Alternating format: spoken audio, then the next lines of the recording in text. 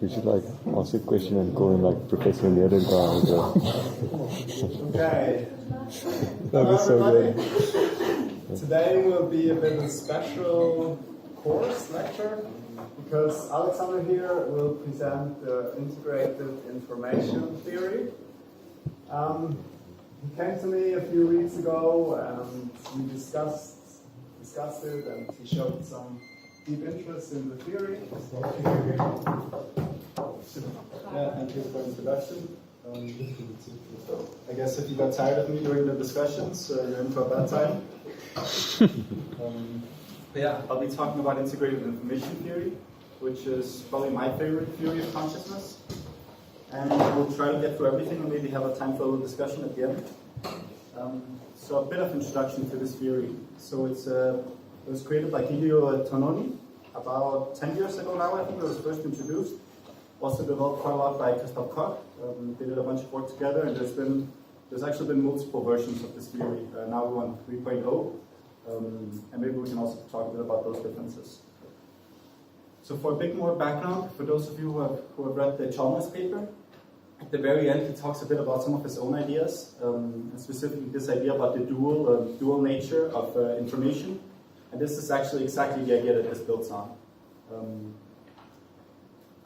But yeah, let's slowly get started. So you might be wondering, what is this theory about? Or first of all, what was its name? I didn't hear him.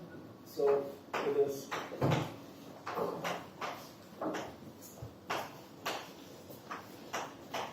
integrated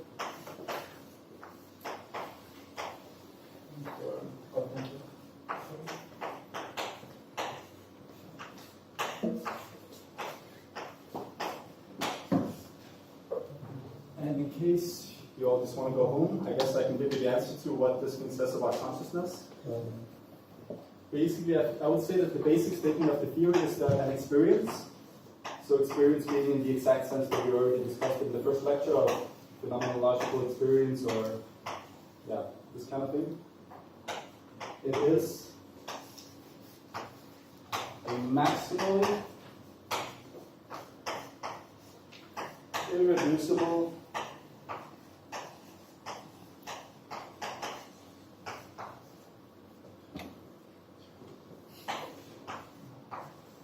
conceptual structure. So I said that at the beginning, because now I've told you what the theory is about, but you're not going to understand anything, so you're forced to stay here with it. So that's actually what we'll be going through most of the time, is figuring out what is a maximally irreducible conceptual structure. So what it's also, when I say IIT, I mean integrated information theory. So what IIT really tries to do is to have a mathematical formulation of what an experience is. So in particular, if we're looking at any physical system, we can look at this in many different ways. Let's say the brain, you could look at this in terms of some different brain circuits. You could look at it as 100 billion neurons.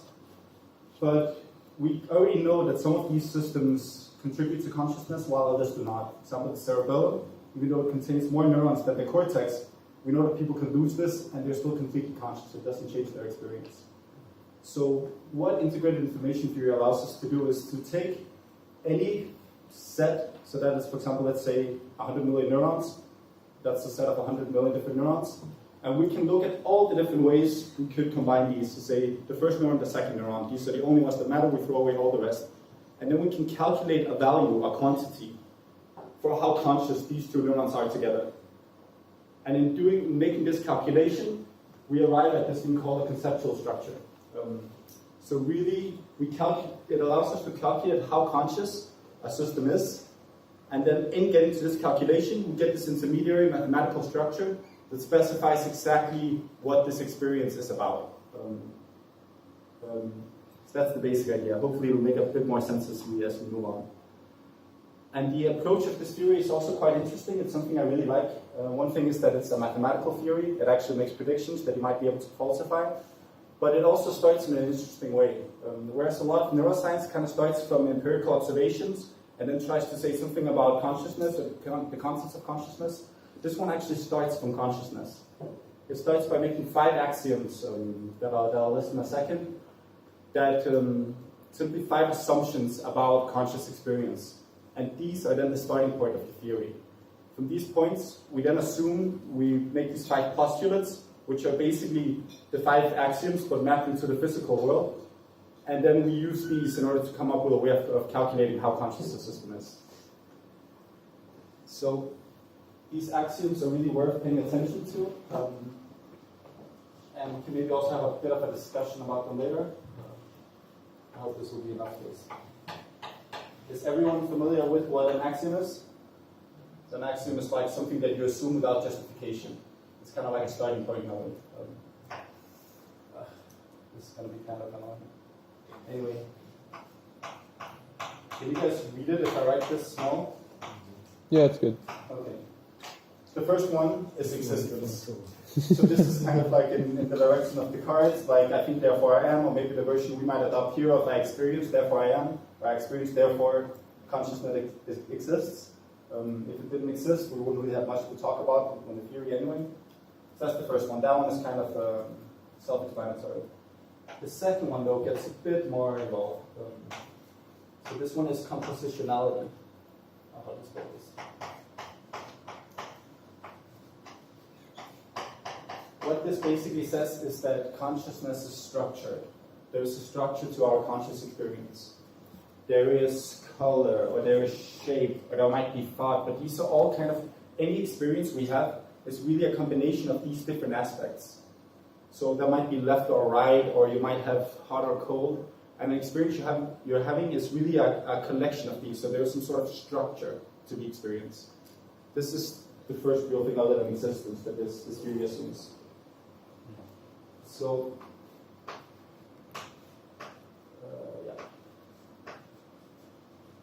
the next one that is really, really important is information.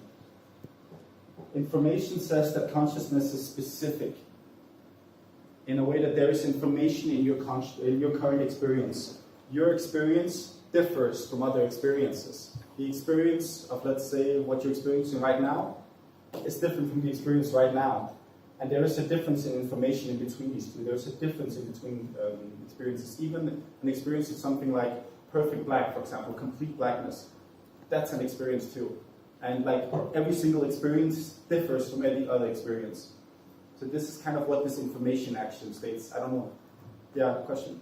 So if you have this experience of complete blackness, and then a second later you didn't change anything, right? Is your information the same, or is it different? I would say if you don't have any memory, if the experience was the exact same, because of course if a second passes and you're aware of your memory of the last second, that actually makes it a different experience. Okay. The quality of that experience is different because you have that little aspect of memory, for example, coming in. Okay. But if it was the exact same experience, so you have no memory and everything is the exact same, and you see the exact same black as you did before, they are identical. And yeah, there's no difference in the information between these two. By giving this example with complete black, do you you're considering that every, like for example, you could see black, but you might feel hot, and you see black and you might feel cold. That would right. Those would be different experiences. When I say black, I mean like only black and nothing else. Yeah, everything the same. Right? Exactly. Let's just give an example of a simple. So then, do you think in humans there are identical experiences, or do you think every experience is different? Probably not in humans, but as we will get to near the very end of the presentation, I'll talk a bit about that. Okay, cool. Really, really happy people asking questions, by the way. I was going to say this after the axioms when we actually get to the more technical part, but I think that this theory is not, while all the small elements of it are pretty easy to follow, it is quite a convoluted and complicated theory. So if something doesn't make sense, it probably means your brain is working. So please ask questions so I'm not just talking and no one is understanding anything. Yeah. But okay, so we had information. The next one that is also super important, you can kind of tell the importance there, the type of the theory, is integration.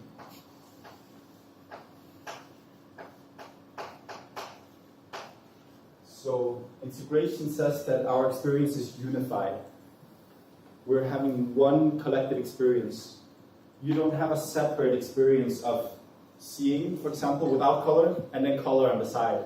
It's integrated into one experience. It's not kind of fragmented. It's always, all the different aspects of consciousness are always unified into one experience whenever you have an experience. So you don't get.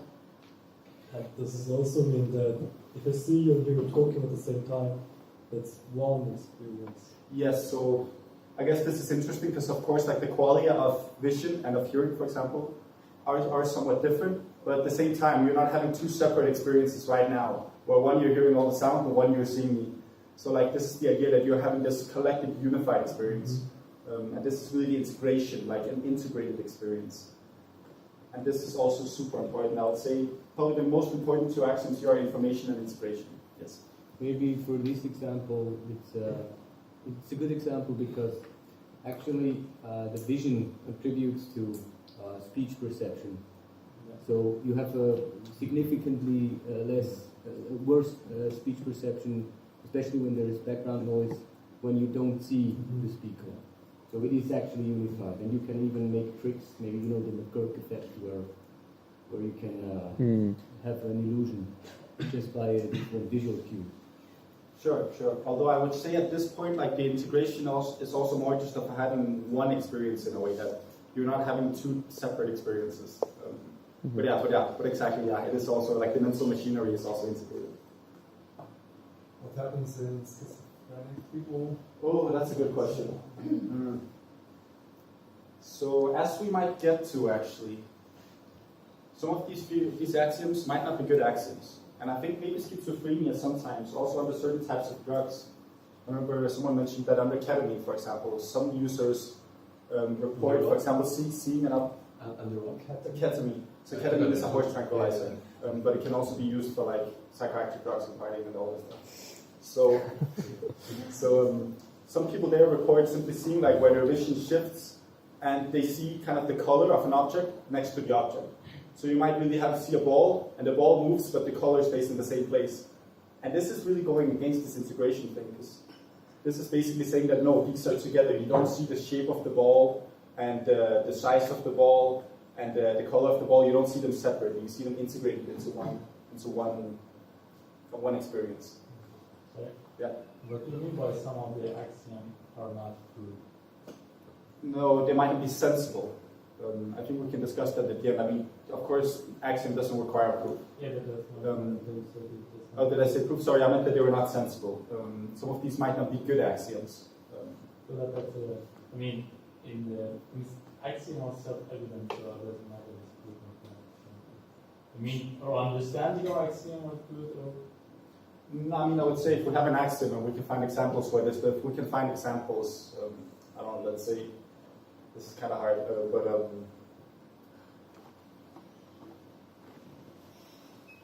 if we can find places in reality where we can clearly see, hey, this actually doesn't hold in this case, then clearly it's a bad axiom because it causes an inconsistent view of reality. But like, of course, we will accept them for the duration of this presentation, or until the end of the presentation, where we can maybe discuss whether these are good or bad.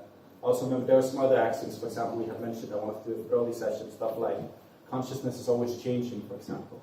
So this axiom are basis of other theories. So they selected some axiom. Yeah. I mean, like any science, they put some postulate an axiom as a fundamental of the theory. So Yeah, absolutely. this okay. Cool. And finally, for our last axiom,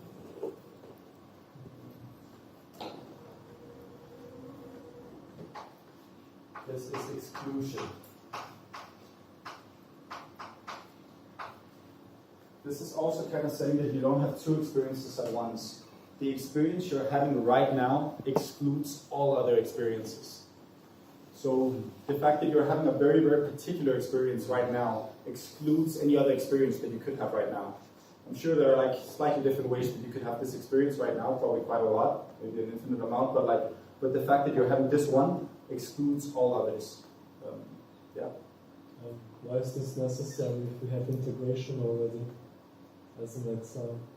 I kind of see the point for the exclusion exile, but right, so is it just like another formulation? where okay, maybe I should put this in a different way. So while integration was really about how all the different aspects of experience are integrated into one. Okay. Exclusion is more about how the whole experience that you have excludes all other possible experiences. Okay. Does this make sense? Yeah. Okay. But really good question. I remember when I was looking at this at first, the integration and exclusion axioms sometimes seem to have a bit of overlap. I still think they might have a bit. So what's the difference between compositionality and integration? So compositionality is simply saying that that experience is structured. Oh, okay. Whereas integration is saying that, so that's saying that it consists of a bunch of different elements. Okay. Whereas integration says that these things are all unified into one experience. That you don't have separate experiences of each of these elements, Okay. these aspects. Okay. I was wondering, just a small comment on the last action. So exclusion, in a way, it's like pointing out towards uniqueness and distinguishability. So uniqueness and what? And distinguishability. In order to say what is not, you have to be able to distinguish. Also, Yeah, I would say so, although that is also kind of the information. yeah. I'd say that I was maybe say the information is more like the uniqueness, but Yeah. maybe the exclusion is more like saying, but there's only one. There's only one experience at a time, no.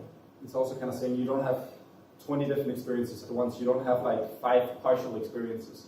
You're having one experience at the exclusion of all the other possible experiences you could be having right now.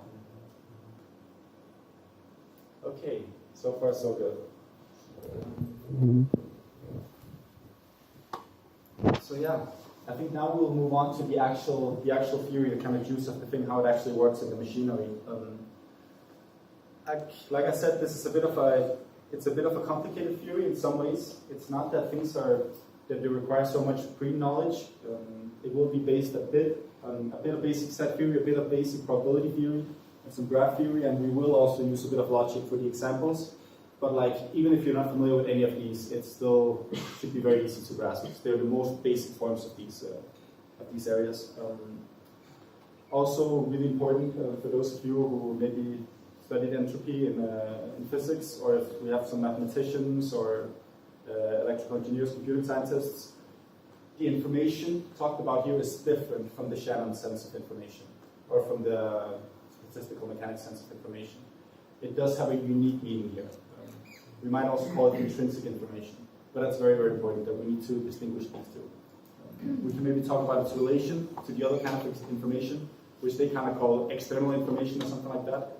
So the core idea is that information is a fundamental property of the universe, and it has both this external aspect and it has an internal aspect, or intrinsic aspect. And this intrinsic aspect is what we'll discuss here. So information here has a very particular meaning.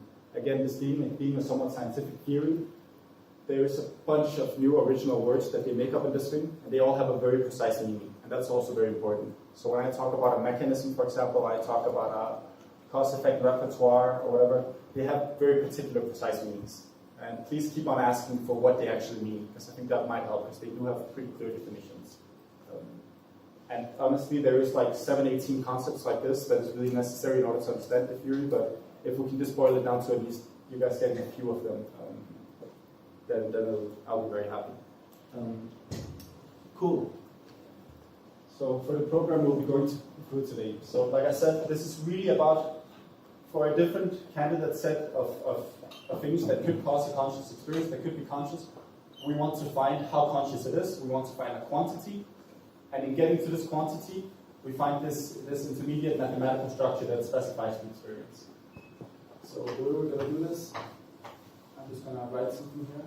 It's not going to make sense for now. This was a bad way of writing it, because I'm going to run out of space.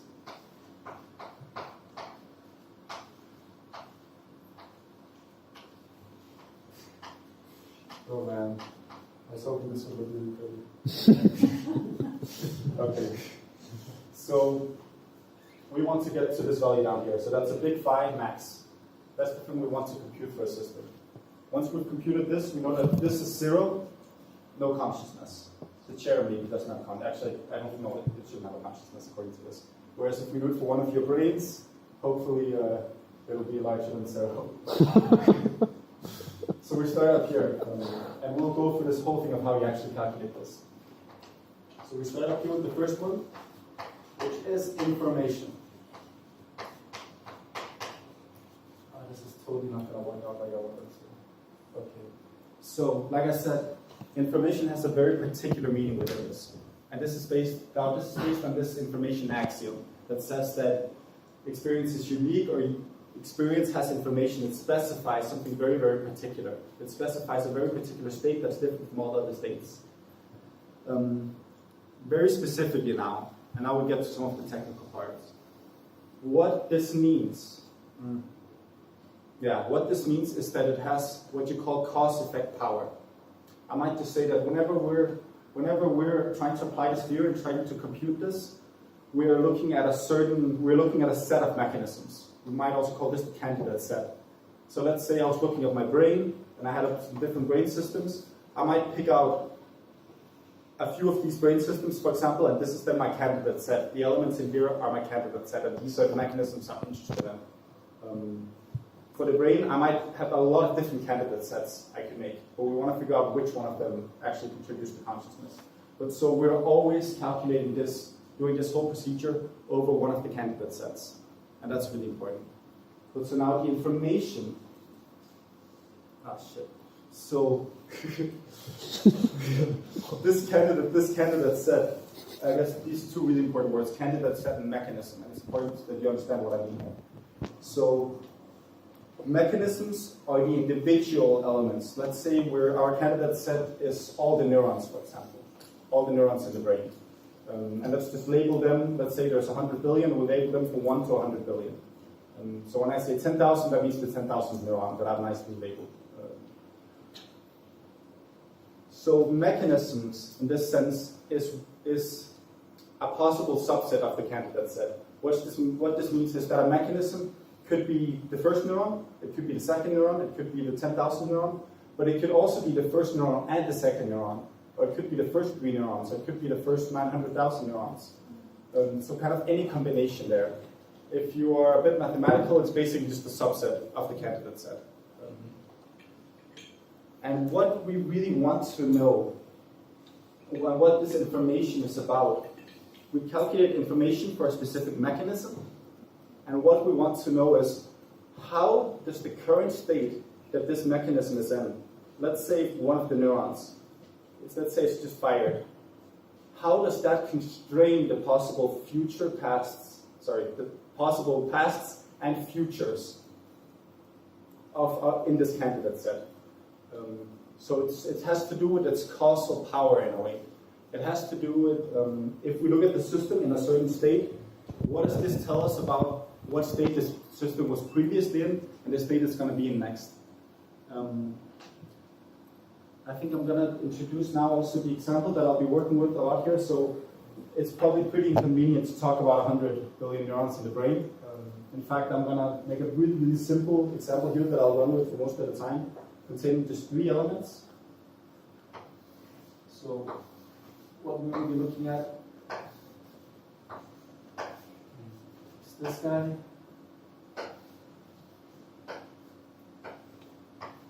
So this is really all the graph theory and all the logic that we need here. Maybe I should just go through what these things mean also.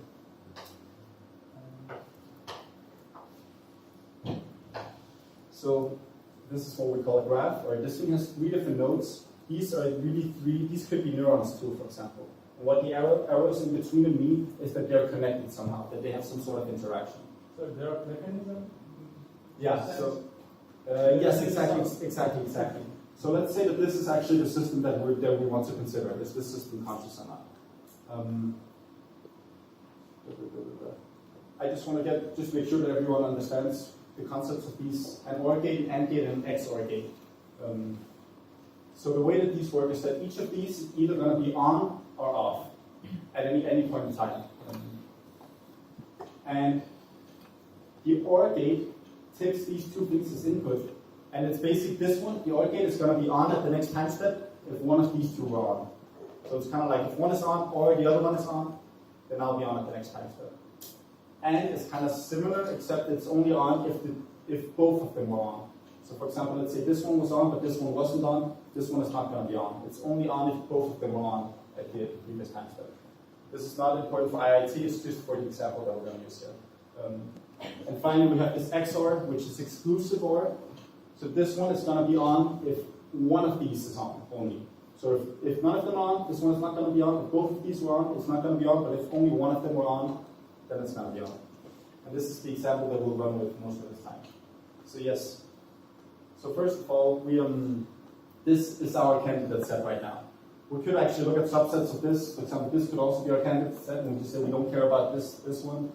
We could actually create a few different candidate sets here. Once we've specified a candidate set, we can look at the mechanisms within that set. So their mechanisms can either just be a single element, or they can be higher order mechanisms, meaning that there are multiple elements. So for example, we have 3 different single elementary mechanisms, like A could be a mechanism, B could be a mechanism, C could be a mechanism. But AB could also be a mechanism, or BC could also be a mechanism, or AC or ABC. They're all mechanisms. Again, if you like the mathematics, they're just subsets of the candidate set. Is that right? Yeah.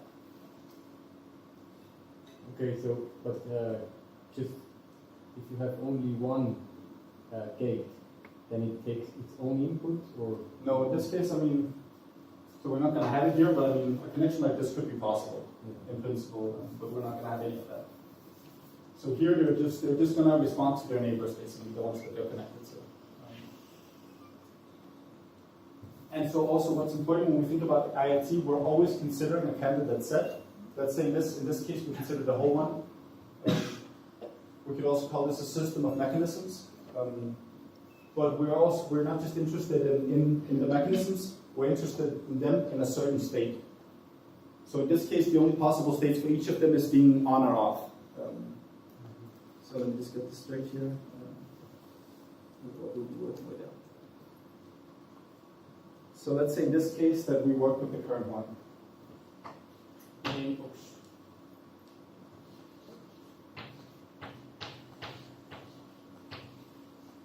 So my notation here basically means that A is 1, that's on, B is 0, that's off, and C is 0, that's off. Question? Gate is the same like a mechanism? Yes. So like, yeah, here a gate is just an instance of a mechanism. So again, this actually, sorry, when I talk about these logic gates and XOR, it's actually not, it doesn't really have anything to do with integrated information theory. I'm just using it as an example of a very, very simple system. If I had to draw 10 billion neurons, we would have a bad time. Okay. So why are mechanisms, or the subset, called mechanism, and not really the graph, or or where do the directed actions play? Or right, that's a really good question. Because so A and C could not be connected, these neurons couldn't, for example, could not talk to each other. Mm-hmm. So why isn't this the mechanism? For me, it's counterintuitive that the modes are the mechanism. Right. I guess to really specify the mechanism, you would also need its connections. You would also have to specify its input and its output connections. Again, a mechanism here could be many different things, depending on what scale we're at. A mechanism could be a single neuron, all specified with how, for example, when it receives an impulse, how it's going to send that off with all its different connections. But we usually, actually, the mechanisms IIT still actually does require us to consider the nodes, and then we have to make connections, edges in between these nodes. But of course, I hope you understand that here when I say this is an OR, AND, or XOR, this could be any arbitrary kind of function that this is computing. This could be me seeing this thing right now and what I'm going to output. That could be a mechanism. It's a very, very abstract concept. It could essentially be anything that kind of takes an input and provides an output. So a mechanism is in a way like a function that maps some subset, your original. So if, for example, a mechanism takes, for example, B takes as input A and C, the state of A and C, and outputs against something. Right. So could we think it that way, like a mechanism like staking? Yes, you could think of it that way, and I think it would still make sense, but I wouldn't recommend it for the conceptual part. But yeah, I think that would be entirely valid. But you would end up with a lot of confusing equations in your head that would probably be hard to deal with.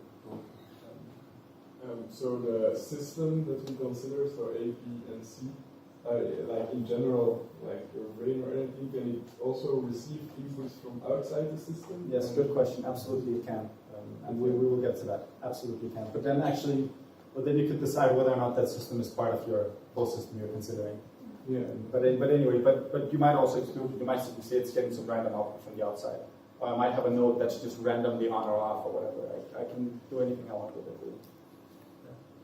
But the mechanism isn't defined by just something else than what elements of the, what was the entire thing? Candidate set. What elements of the candidate set you look at. You just choose, I'm going to look at these and these elements, and that's going to be my mechanism. Or is the mechanism something that's... Right.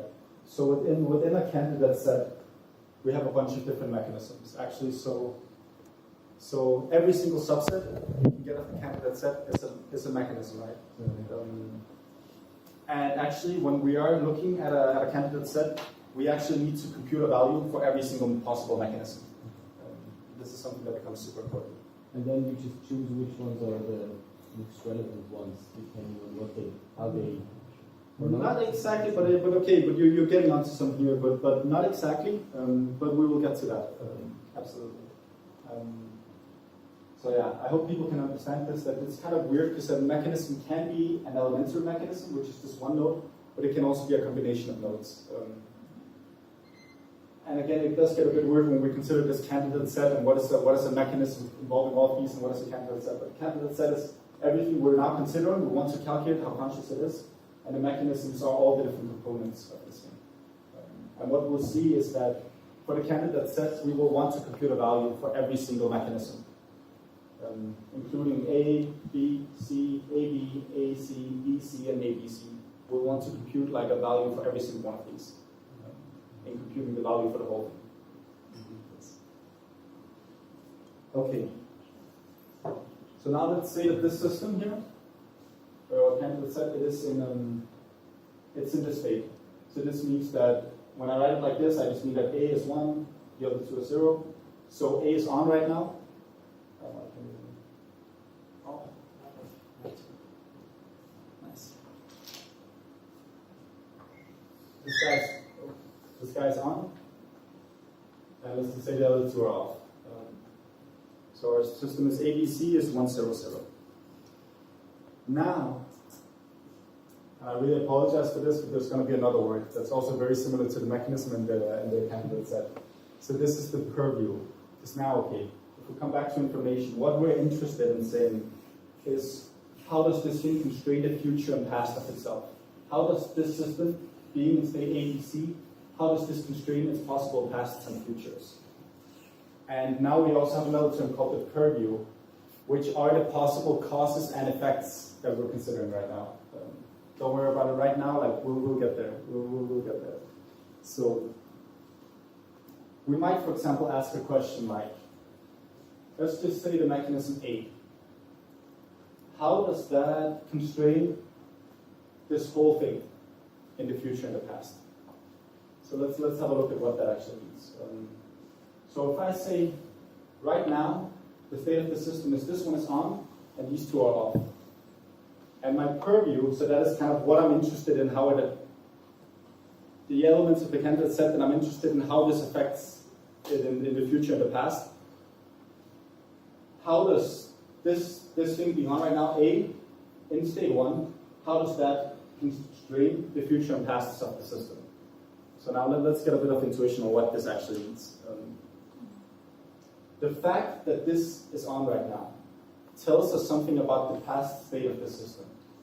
Because we know that, okay, OR is only on if one of these two or both of them were on at the previous time step.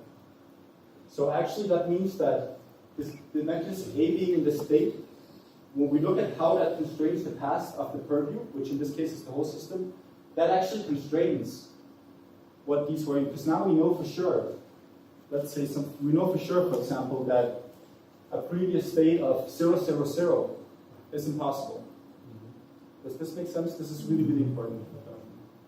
Because then this one would not be on. We also know that a state like 1, 1, 0, 0 actually too. That's also impossible. Because if that were the case, then both of these were off, which means that this one would have been on. This is kind of at the heart of what information means. So here we're talking about what we call cause information, which is how does it constrain the past.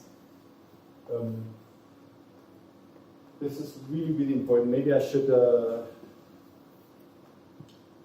I kind of want to avoid crazy diagrams and equations. Are people kind of happy with this idea?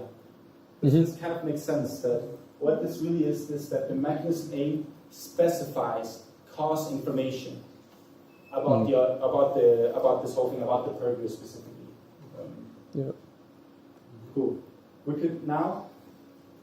So now we've kind of defined what cause information is. That's only half the story. We're interested in how this constrains the past, but we're also interested in how it constrains the future. Here, maybe this thing actually says less about the future of these.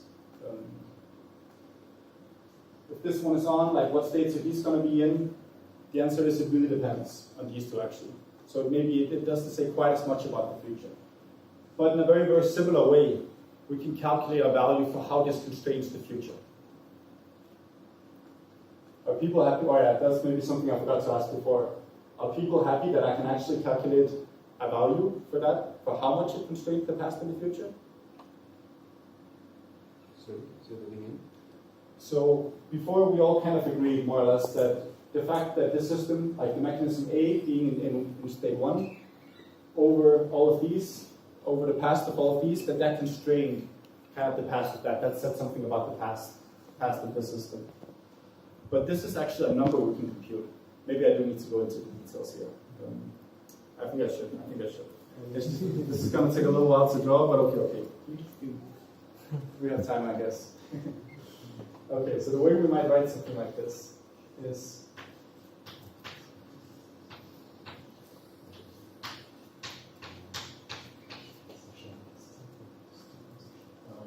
so this is like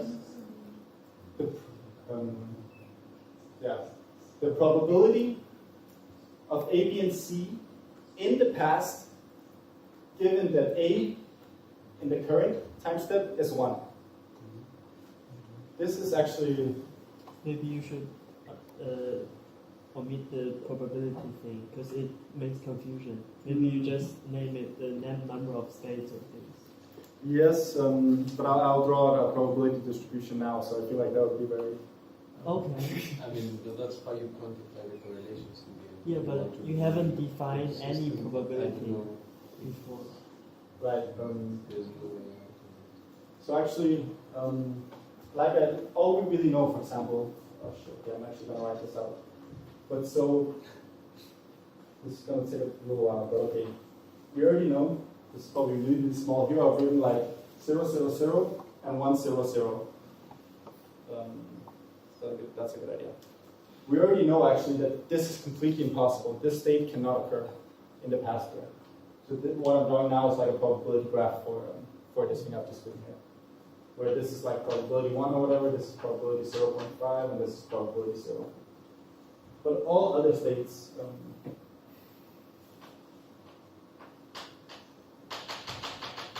just going to do it like this, because I don't feel like drawing it all out. Because all other states actually have equal probability.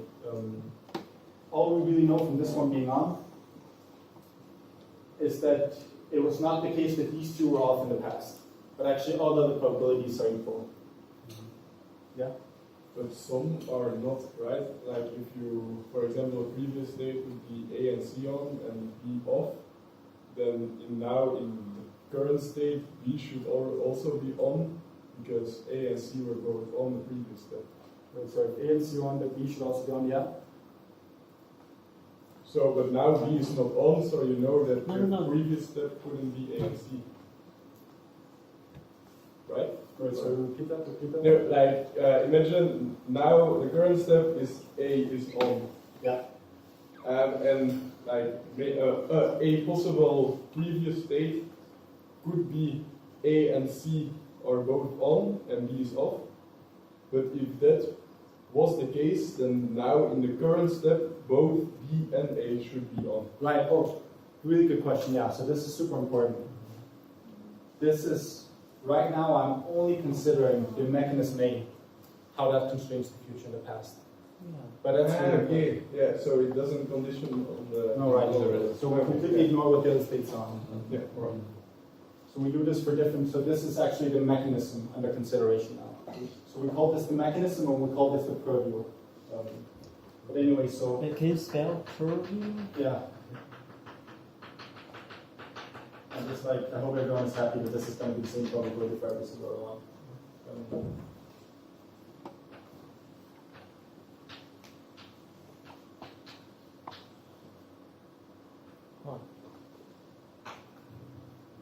Okay, you can't spell it.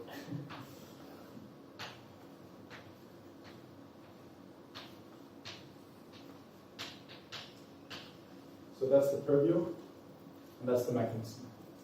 So purview is the subset of the candidate set that we are considering in terms of how it can, of this constraining of the future and the past. Yeah. So when we say past, do we only mean one state in the past, or are we looking at like the entire past? Yes, good question as well. So there is actually some real depth to this question about some details of the theory that I haven't really commented on because it complicates everything a lot more. Okay. For all we're considering right now, we just consider the previous time step. Okay, makes it easier. Basically, we're going to assume that this system evolves in discrete time steps. Cool. But this is really a question of what scale should we look at. There's also, should we look at a quantum scale or should we look at a brain system scale? And there is a good answer to that, but I am going to completely ignore it until the very end because this is going to complicate everything. Okay. Yeah. Maybe if it complicates too much, just don't answer me, but I was wondering, like, so how does this, so let's say that we have a past state, that it's not in an equilibrium, which means that if we turn all connections on, something changes. Okay? For example, the ABC 100 is an equilibrium because nothing changes, right? I don't agree with that. XOR will change, right? So yeah, the next step, OR will not receive anything, so OR is going to be off. XOR is going to receive one connection, it's going to be on, and this one is going to be off. Okay, so it changes. But you're sure, but within the system, actually, I guess this one would like jump back and forth with these two.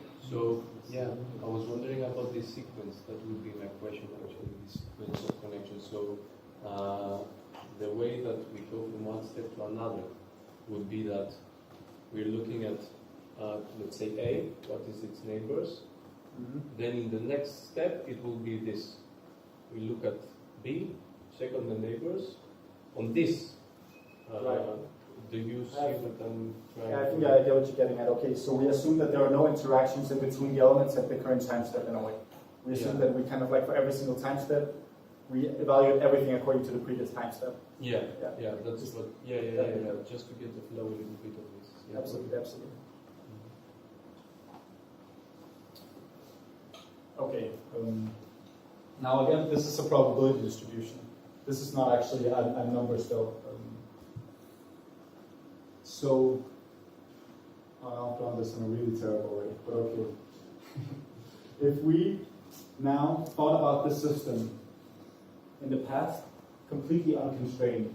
So let's say we didn't know anything about A either. Then essentially, if we downloaded this probability distribution, we would get that everything was equally likely. Yeah? So if I didn't even say anything about A is on, I don't say anything about the system, how likely are the different states, then every state would be equally likely. This is kind of what we call the unconstrained past. So the way we actually calculate information now, or at least cost information, so information in the past, is the difference in between this constrained distribution and the unconstrained distribution. These would be quite similar, although there would be a small difference in each of these, and here there would be quite a difference. So this actually allows us to calculate a value. Again, details I don't want to get into so much. There are multiple different ways you can calculate distances in between probability distributions. We use the Earth mover's distance, or the Wasserstein distance metric. But I won't really get into the details of that. All that really matters is that this thing specifies a probability distribution, over the constrained path. We can also consider what that probability distribution would look like unconstrained, and then we can calculate the distance in between these two. And this distance is what we call the information. That's really forward. That's the information. That's actually specifically this distance is the cause information.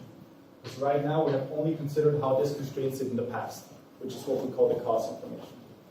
Yeah? Just a comment that maybe the way I understand it is that you're just quantifying how far away you are from a completely random distribution, Yes. which is the unconstrained. Yes. And this is how much information you actually have, in a way, how much far away you are. Yes. I'm trying to just say like a reasoning, the way I understand you. Yeah, you're right.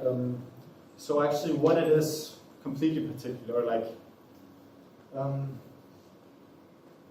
not trying to get into something deep, just no. saying something that... No, that's a way of thinking of it. Another detail that I don't really want to go into, but is that, okay, now we calculate this for the cause. We can also do this for effects, which is quite similar. Now we're just considering how this constrains the future of the system. So maybe here, if we consider a different case where maybe the ant was on, that would be very informative. Because we know if the ant was on at the current time step, we know that both of these must have been on at the previous time step too. But there is a slight difference in how we compute the unconstrained past and the future states. It has to be with conserving into all the different possible states, but at a high level, and I also want to mainly focus on intuition here, while still giving it like a fair treatment, is that we have a sort of unconstrained past and unconstrained future. We can look at how this mechanism in this state constrains the system in the future and the past, and we can calculate a distance, what the difference in between this constrained and the unconstrained future and past are. Okay, so you want to put both past and future. Yeah, so we calculate these two separately. And now what we say is that in order for a system to exist intrinsically, in order for this to generate any sort of information, as we call it, to have an experience, it must constrain both the past and the future. This is really, really important. This is like at the very heart of this theory. So therefore, what we basically do when we're considering the mechanism A, we ask, does this thing exist from this intrinsic perspective? We calculate its cause information, we calculate its effect information, and we take the minimum of the two. So this means if one of them is zero, if either the past information, if it doesn't constrain the past, more than this randomness, or if it doesn't constrain the future, the information will be zero. Okay, this is like super important. People are looking a bit puzzled. So could you repeat what the heart of the theory is again? You just said it like a few sentences ago. Right, or it's one of the core things. It's this idea of constraining the future and the past. Yeah. And the way that we measure how it constrains the future and the past, first we will look at a mechanism here. Or for a mechanism, the way we do this is that we say, what is this probability distribution given this mechanism? What would the probability distribution be if we didn't consider that mechanism in that state? What is the difference in between those probability distributions? Now we have how much it constrains the past. We do the exact same for the future. Yep. And then we say that the smallest of the two is the information of it. Okay. So if one of them is zero, then the information will be zero. So it must constrain both the future and the past in order to generate any information. That is super important. Okay, gotcha. What's the rationale behind that it must constrain both past and future? Because if one state constrains the past, it also has a bit of information in it. I guess. That's a really good question. So this was actually in Integrated Information Theory 1.0. They only cared about causal information. They only cared about how to constrain the past. So the real reason for this, I mean, this is again something we can doubt. This is kind of like the core thing that this thing is saying, that it's about constraining the future and the past. But the reasoning behind that, like why you have to take the minimum of the two, and not just the sum of the two. Because it has to constrain both. And by taking the minimum, we say that if either of these values are zero, so this value will be zero if it's the exact same as the unconstrained, this distance in between it and the unconstrained will be zero. Maybe I didn't mention this. So, yeah, or if you can explain. No, just the way that I understand, for example, when you said like we take the minimum, what I thought, why don't we take the average? for example. Right. So that's kind of puzzling, but I guess it might not be unique, like the way you define this. I mean, I personally I cannot see an example as to why this or that. Right. I mean, it is really, really important we take the minimum because if a system or if a mechanism only constrains the past but doesn't constrain the future, It's a bit of a random state on that. I mean, if it only constrains either the past or the future, it does not generate information. Because in the definition of information is that it constrains both the future and the past. So if we took an average here, and one of them was 0, it would still generate information. But we wanted as a criteria that it must constrain both. And if it only constrains, let's say, the future, but not the past, it should have 0, because it doesn't constrain it.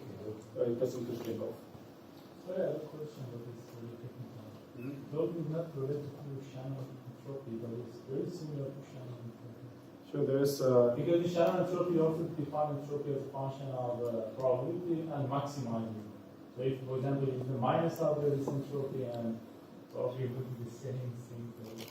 I mean, they are somewhat related, but I would say the way they talk about it here in terms of constraining the future and the past, there is definitely a relation, but they are different. I think that's fine. And we couldn't take any identity. It's very similar to. That's maybe something we can discuss again too. Maybe I missed something, but what is like the consequence of zero information? Does this mean, what does zero information mean exactly? Does this mean unconscious or dead? Right, yeah, it means no consciousness. So, okay. Yeah. I guess it's just that. Yeah, basically that's kind of the first step here, that we need to constrain the future and the past in order to have any existence at all as a conscious system. Okay, yeah, I wasn't sure if you meant that. That's exactly what. And this also means that if a system has zero information, it will never have information in the future. So it will always remain unconscious. Not necessarily, actually. So the curious thing here is that, actually, I'm not. Yeah, I would say so. And maybe just in this example, if this example were to have zero information, it would always remain in the zero information state. So this thing doesn't actually end up having zero information, but so because this information actually depends on the current state, I would not exclude the possibility that a system in one state generates information and the other one it doesn't. But generally, there is something about the structure of these systems where the state does matter, but usually maybe in what I think it's actually, I can't really say this for sure, but I think it's kind of rare that a system in one state would generate a lot of information, or it would generate information in another state it wouldn't do it at all. But there might be examples actually.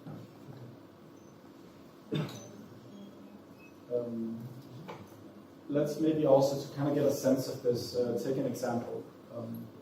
So let's see, here we have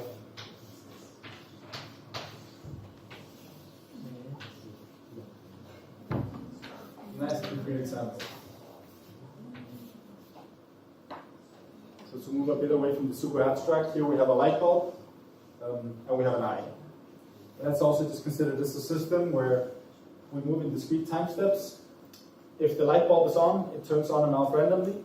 If the light bulb is on, the eye turns on. And that's basically it. That's the whole dynamics of the system. Just to take a nice example of this. So here again, we have these. This is everything we're considering as AB. So we can consider a few different candidate sets here. We could consider candidate set A, we could consider candidate set B, or we could consider candidate set AB. I think AB is pretty boring to consider only a single mechanism. So let's maybe consider our candidate set. Let's make that AB.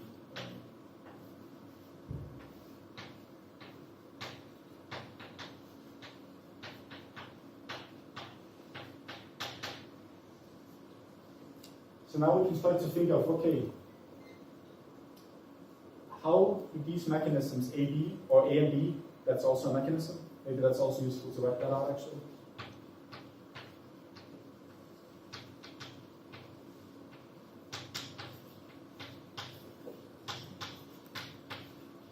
So for the given candidate set AB, the possible mechanisms are A, B, and AB. Yeah? So now let's start to consider some of the cost information here. So when we're calculating this information, at this level, we always calculate information for a specific mechanism. And again, we always calculate information over not just the mechanism, but also a purview. So we might, for example, we might say, I want to know, let's say the system is in state, in this state. We might say, okay, I care about how the mechanism, how B being in state 0 constrains A being A, for example. Or you might care about how B constrains A and B, for example. Or similarly, you might care about how A being in 1 constrains B, or you might care about how A being A constrains A, or A being A constrains AB. So the first one here I mentioned is the mechanism, and the second one is the purview.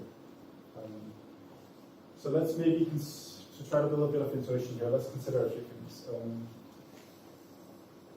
Let's consider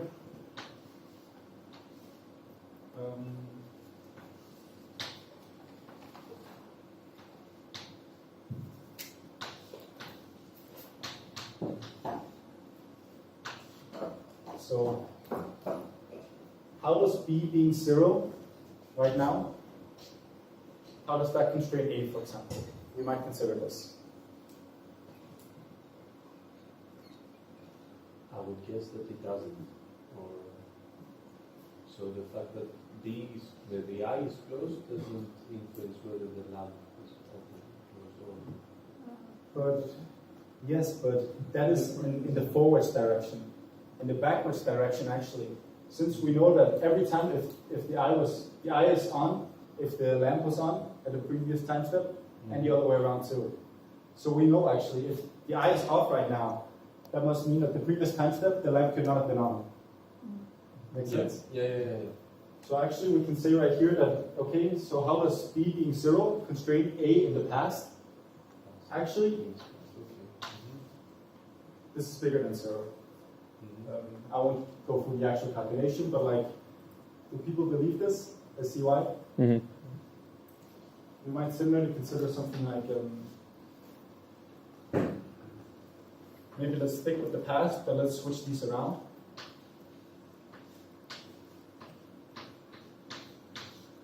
So how does A being on right now constrain B in the past? Nothing exactly. Because A being on constrains B in the future, but it doesn't constrain it in the past. So we can say this one, this one must be 0. Maybe you want to write P instead of P. Because P is probability. Yeah, but I want to say past. I don't know how to. I mean. Oh, for these. For Shit! Yeah, you're right. Yeah. Sorry. Absolutely correct. Thank you for correcting that. I always do the same. Yeah. This is the information. Action is not just. Actually, that was a pretty bad way of putting it. I should even say it's the I cos. Yeah, you're right. Actually, it's the distance in between this one and the unconstrained one. That is. Yeah.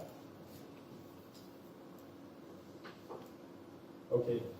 Let's also maybe consider if we say this exact same one we had here, where how B being 0 constrained A in the past. Let's consider what you were kind of talking about in the very beginning there, like how does B being 0 constrain A in the future? So if this one is 0, does that say anything about what A is going to be in the future? No, it doesn't. And therefore we can actually say, for example, the information, not just the cause information, but the information of the mechanism B being 0 with respect to the purview A is 0. Because even though it generates information in the past, it doesn't generate information in the future, and we need to generate both. So it is 0. Exact same for the lamp, just the other way around. The lamp only constrains it in the future, the eye in the future, it doesn't constrain it in the past. So there's no information in this system. Now, in A or in B, right? but we have forgotten something. AB, right? We have forgotten AB exactly. So this is the last one to consider here.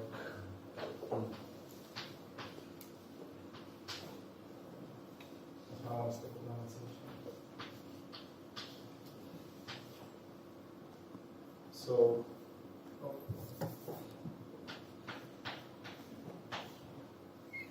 this is the question of how does AB being state 1, 0 at the current moment, how does that constrain the future and the past here?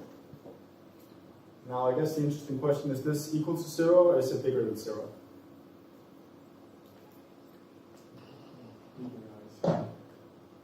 It is bigger, exactly. And the reason for this is while B doesn't have any effect on itself, A doesn't have any effect on itself, when we consider the whole mechanism AB, it will make a difference, both in the past and the future, what the state is. So actually, this thing is bigger than 0. So now, am I about to say that an isolated eyeball looking at a lamp like this is going to be conscious? No. Fortunately not. That's not the case.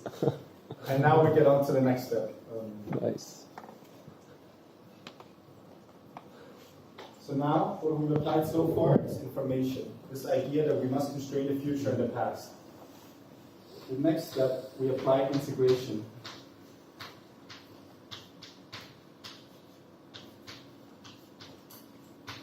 So we will apply integration, and we get a new value. Before we were calculating the information. Now we want to calculate the integrated information.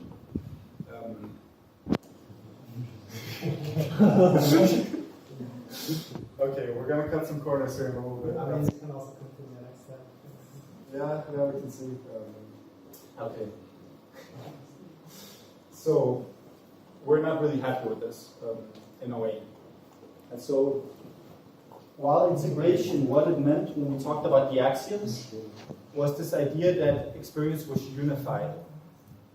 What it actually states here, when we consider it as a physical postulate, is that any mechanism over its purview must constrain the future and the past above and beyond its parts.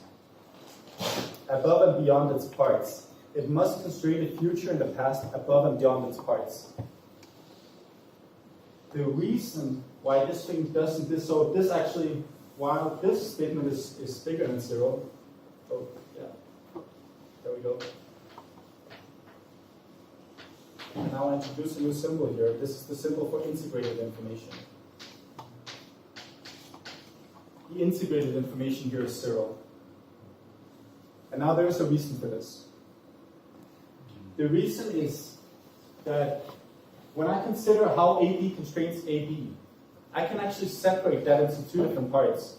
I can just consider how A constrains B in the future, and I can consider how B constrains A in the past.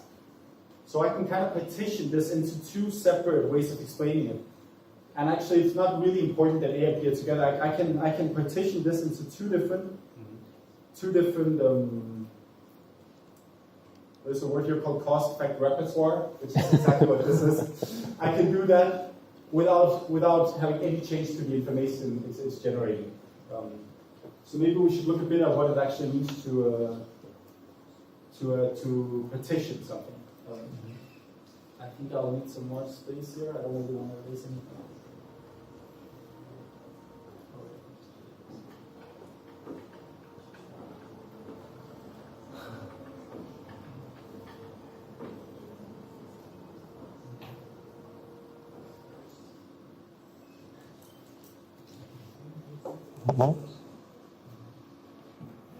So let's say we are considering this thing. Exact same as I wrote over there. We are considering. I actually didn't write this.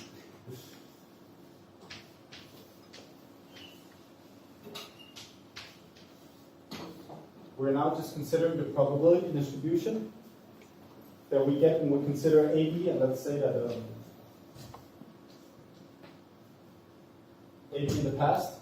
We want to find the probability distribution here, and we're considering how AB being in state 1, 0, and the current time step constrains the past of AB. So now I'm going to show you an example of a partition. And let me just get this right now. Sorry, I just need to think for 1 second so this is meaningful.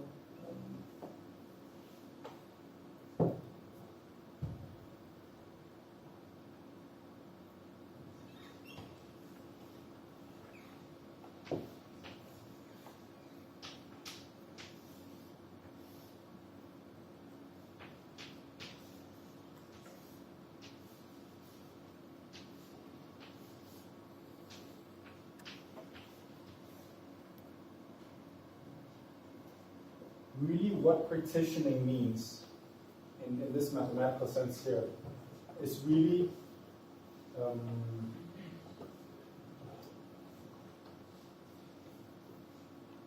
it's really about moving. Let's say this wrong. It's about splitting this part here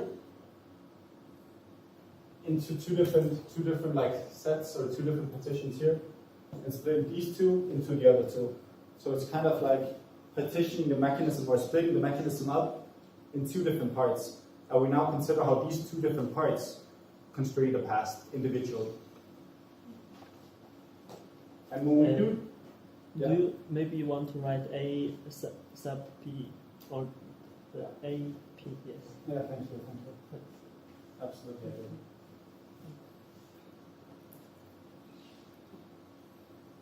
Okay, yeah. Like we can imagine it like getting together and splitting. Like, for example, I can imagine it that the two parentheses can go together and A will be together, A past will be together with B past, it will be the conditional, and there B equals 0 and A equals 1. Yeah. Also. Yeah, somewhat. I mean, yeah. I'm just trying to build the Yeah. simple visualization for you. Maybe a different way that we could a different kind of notation we could use here. It's really something like, it's not the notation I've used so far, but instead of writing an expression like this,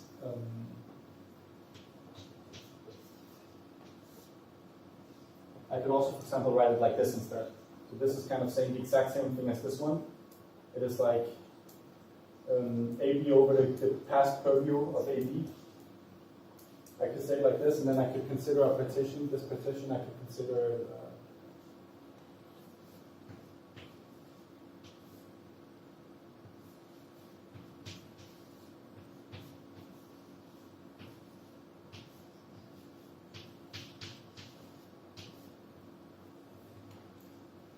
so all it really is just taking these and like splitting them up into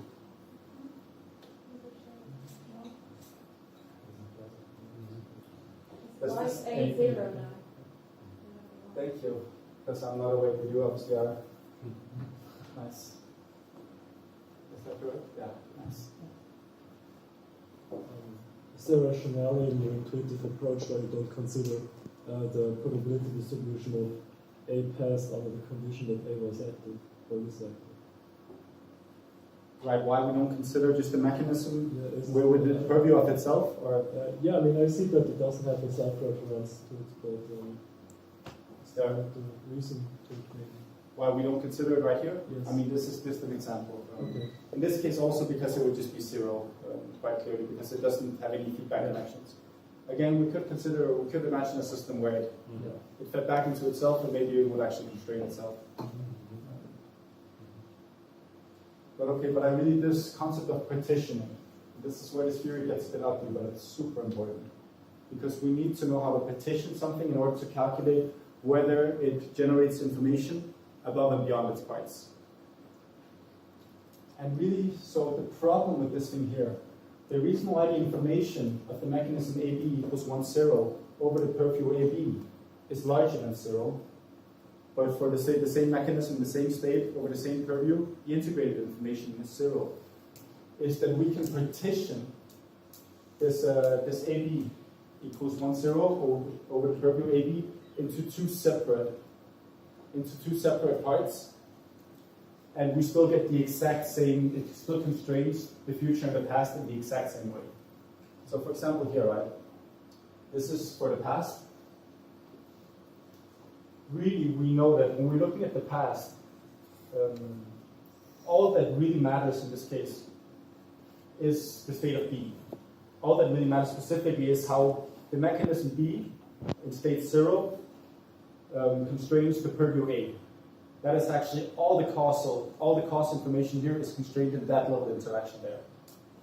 And kind of conversely for A, the only thing where we have any effect information in this system is how A equals 1 constrains the purview B in the future.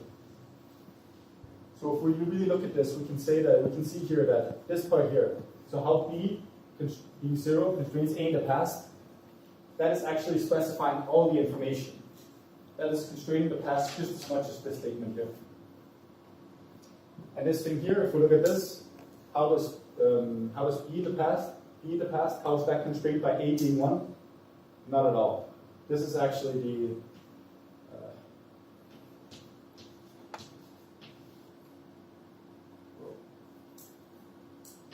this is the exact same as the unconstrained distribution. Because A does not constrain B in the past in any way. So that's the exact same. If we look at this distribution just over B here, it'll be the complete unconstrained one. So all the information is really in here. And now the problem here is basically that, the problem is exactly like I said. We can take this mechanism, how it constrains the past, we can decompose it into two separate terms, and we can see that actually through this decomposition, if we now calculated the cos power of this, it would be the cos information, of this, it would be the exact same as the cos information of the other one. So the way we measure integrated information is that whereas before when we calculated information, we considered this graph of how it constrained the past, and we took the difference in between that and the unconstrained past. The way we measure integrated information is that we take the same thing with how it constrains the past, but we now consider that and the difference in between that and its self-partition, how that constrains the past. So if the partition version constrains the past in the exact same way, the integrated information is 0. Does this make sense? And again, really, really important concept here. So like if that term, the first term, probability of A, B pass given A, B equals 1, 0, if that's greater than the partition part, then it is integrated. Yeah, absolutely. Okay. Because then the distance in between them will actually have a value. Absolutely. But yeah, good question. And so now you might also be wondering, like, okay, now I kind of cheated here. I found the partition that was equal to it. Or the partition that had the same like causal power, constraint the past in the same way. So how do we actually calculate this phi, this integrated information? And we find the partition that generates the minimal phi. So we try out every single possible partition of this mechanism in the state over the purview, and we find the one that has the minimal integrated information. What you just said was in terms of what kind of partitions I can take. Yes, exactly. Because if we go to more than 2, we can have more than one partition. Is that what you're saying? Yes, so for example, in this way, I mean, I can partition this thing in many different ways, right?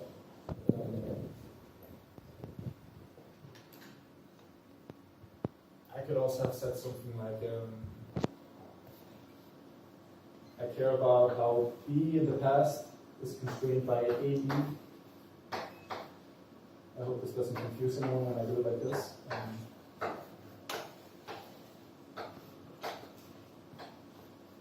I could also have positioned it like this. So this thing just means like an empty set. So I could have considered how AB is equal to 1, 0 constrains B in the past, and how nothing constrains A in the past, for example. I could have made a bunch of different positions like this.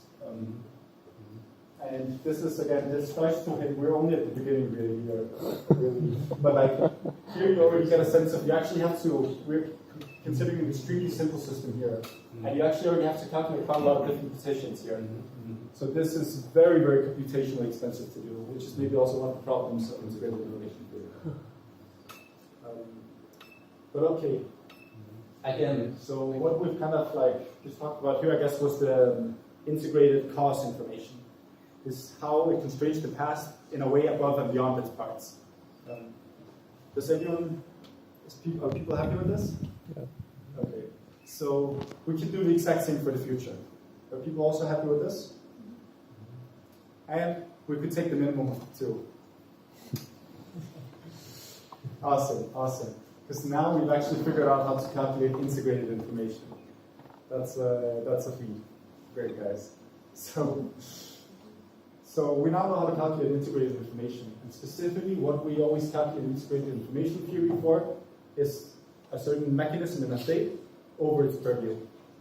So if we now specify any mechanism in a state and its purview, we can calculate its integrated information.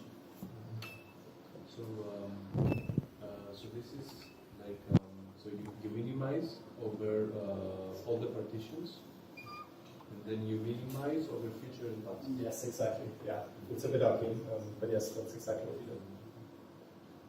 Right.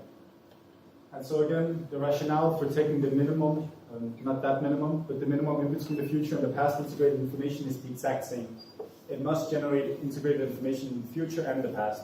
It must constrain both of them above and beyond its parts, not just one of them. Cool. This is really important actually. Now we can kind of like start to make some progress. And now again, like I'm just going to reiterate, remember we do this for a mechanism in a state over its purview. That's what we calculate that for. Now, for a given candidate set, or even for a given mechanism, we can consider many different purviews. Yeah? So for example here, here I was interested in the mechanism AB equals 1 over the purview AB. I could have considered it over the purview A, over the purview B. And I would come up with a different number for my integrated information, probably depending on which one. And this is actually, now is when this exclusion principle comes in, when that becomes important. And this is when we finally get a bit of intuition here again about what this actually means. So actually, what we're really doing when we're considering this is actually saying for a given mechanism, what were the actual causes that caused this mechanism to be in this state? And also, what are the effects of this mechanism being in this state? For example, let's consider a neuron in the brain, for example. So, I hope, are people familiar with neurons? We have them inside our head, they're kind of connected to each other and they do a bunch of cool stuff. And something we can say about neurons is that, let's say we have a neuron, and maybe I can draw some stuff. If we have a neuron that receives input from two neurons, this is going to be, neurons are not usually this circular, but they are today. If we're considering this neuron, for example, that receives input from these two neurons, from neuroscience we know that if this neuron just fired, it's actually quite likely that one of these two neurons also just fired. That's kind of the way that neurons like send signals around the brain. But when we're really considering this in the brain, let's say, I might say, actually, this electricity flowing through the brain, like, there might actually be, in general, for any given neuron, it has about 10,000 synapses, 10,000 connections. There might be some of those connections that are really, really important, there are a lot of the connections that are not important at all. Let's say that these two I've drawn here are actually only the two really, really important strong connections. It might also, like maybe do some different shots of clarity. There might also have been some weak connections. Furthermore, there might have been other things causing this. I mean, if we're really talking about electrical activity in the brain, that could be a cosmic ray coming from the other end of the universe, which would affect whether this neuron was going to fire or not. So there's actually, like, if we have a big enough candidate set, there could be so many reasons why this neuron fired. There could be so many possible causes of this neuron now being on. So what we really want to say is, what are the actual causes? What are the core causes, as we call them, of this? And that's actually what we calculate with this integrated causal information. Specifically, the purview now, so this guy, the purview that results in the biggest integrated information value for the past is, we consider this the core cause of this mechanism being in this state. Everyone looks a tiny bit confused, but like it also kind of makes sense, maybe it's a bit weird. What I'm trying to say is that there could be a lot of different causes for this neuron firing, for example. Even though this neuron has an incredibly weak interaction with it, it could have caused it to fire. Again, like the TV, maybe somewhere in this building, could maybe have caused the neuron to fire. Probably not, but like, theoretically it's possible somehow. Or like a little like cosmic ray hitting my brain just correctly. And we really have to consider, at least philosophically, like, what actually caused this neuron to fire? And this is what we figure out this way. By saying that for a given mechanism in a given state, for the past integrated information, the cost integrated information, the purview that results in the maximal causal integrated information. That is the actual cause of this neuron being in this state. And we can do it analogously for the future as well. We can kind of say what's the core cause of this mechanism being in the state, and the core effect. And that is really, really important. And so, let's say we, for example, let's maybe return to our example up here. Again, we could ask, like, what is the core cause of OR being, So not only do we have to compute all the possibilities of the partitions, we also have to compute all the possibilities of the purviews? Yeah, okay. It's much worse. It's a combinatorial nightmare. It's horrible, it's absolutely horrible. Okay. Remember also, like in the first place, if we even just have a system with all the mech, we have to do it for every single candidate set. Yeah. Which is huge. Yeah. But okay, for example here, the example work that we started out with here was OR is in the state 1.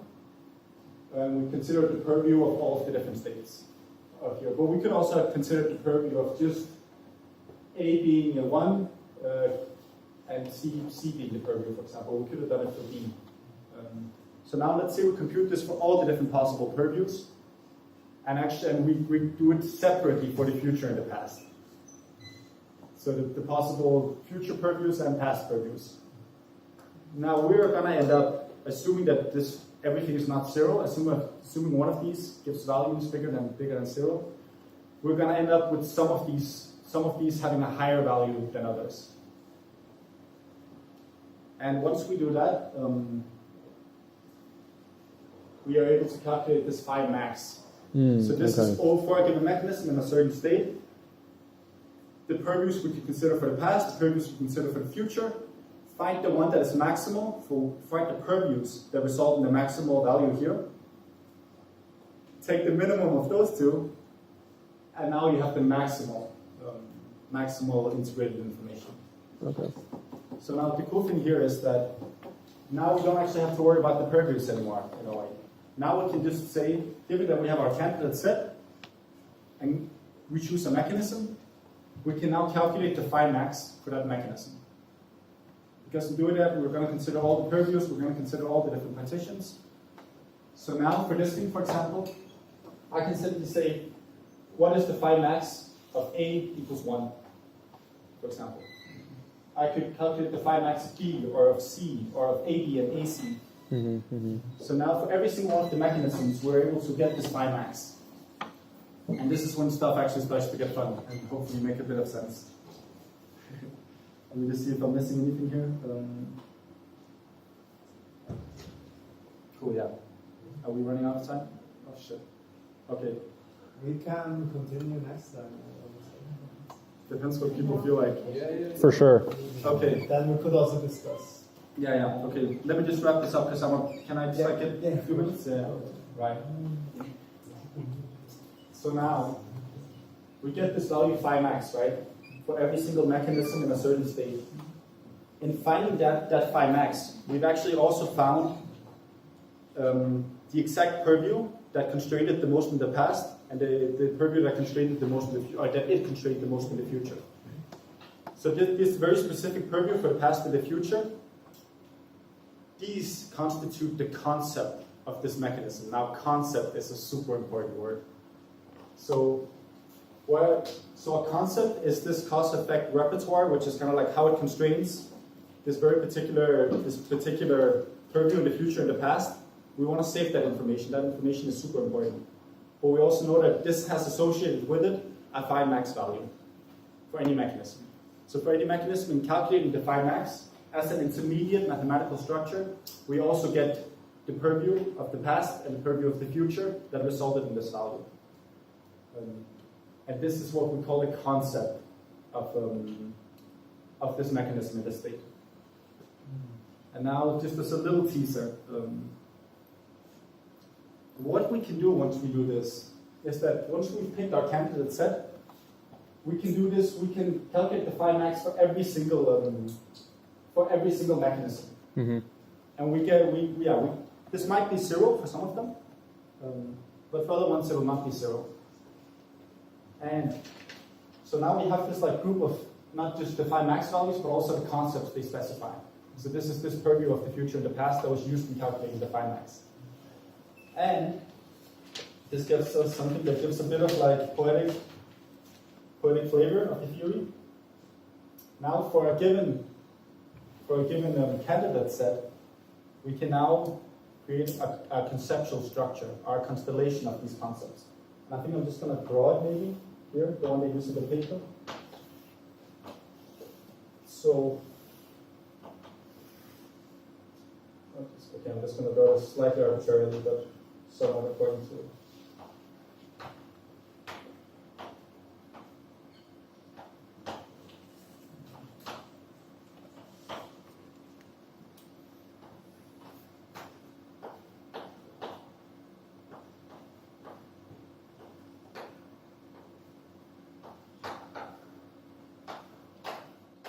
That's kind of hard to draw on a blackboard, but essentially what I wanted to draw out here were, for every single possible state of the system, we know in this case, because we have we have 3 different elements that can each be in 2 different states, there are 8 possible states. And we have 8 possible states for the future and 8 possible states for the past. So we have this 16-dimensional structure. Now, here I'm going to reduce that to 2 3-dimensional ones. What I've done here are just 3 different states, like 0, 0, 0, 0, 0, 1, 1, 0, 1. And I'm also kind of like separated it into the past and the future ones. But this is just really because it's difficult to draw out 16-dimensional spaces. And now, what each of these small stars I do here, what they represent is a concept. And that sounded weird, because I mean concept like I just defined a concept. Each of these specify exactly how the future and the past was constrained in generating the phi max for this particular concept. If the phi max for one of these, there's also, you might note, so each of these stars also corresponds to a mechanism, to a particular mechanism. It corresponds specifically to like to how that mechanism constrained the future and the past, when we really consider what were the actual core effects and causes of it. If it had a phi max value of 0, this mechanism, there would just be no point. But okay, this is where I can close this up, because essentially, now we only consider this at the mechanism level. There is a bunch more analysis we now do when we consider this at the level of systems of mechanisms. But at the end of the day, we arrive at a value of phi max, and this phi max will have associated with it a conceptual structure like this. And not just any, you can calculate a bunch of these, but the one that has the value phi max is the maximally irreducible conceptual structure. And so actually, this shape drawn out by these concepts here, that corresponds exactly to the conscious experience that any system is having. So a particular constellation of these points in this crazy dimensional space specifies that exact experience. Meaning that if 2 different systems had the exact same constellation here, they would have the exact same experience. And each of these points here corresponds to an aspect of this experience, a certain quality, or maybe like redness or something like this, and the integrated information of that specifies to how present that concept or that element of the experience was in your experience at the moment. It's kind of the size of it or the vividness of it. Yeah, I guess we can continue last week, but this is the easy part of this, I guess.